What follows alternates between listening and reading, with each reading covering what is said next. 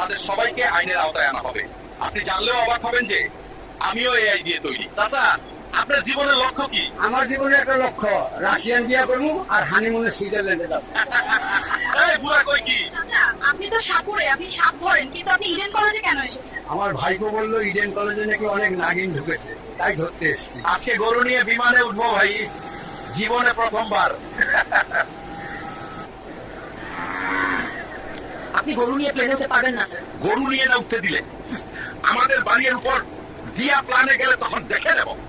তুলতুলির মা আমাকে রেখে তুমি আইছিলে না, আজ আমি আমার পাশের বাড়ির ভাবিকে নিয়ে আইছি। ভাবি, আই লাভ ইউ।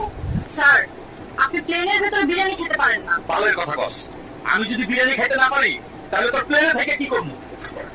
এই পাইলট, এই তুই যে আমার ঘরের উপর দিয়ে বিমান চালায় নিয়ে আইছস, ট্যাক্স দিয়ে আইছস না? আমার হাঁস মুরগি দেখে ফাইটটা মারা গেছে।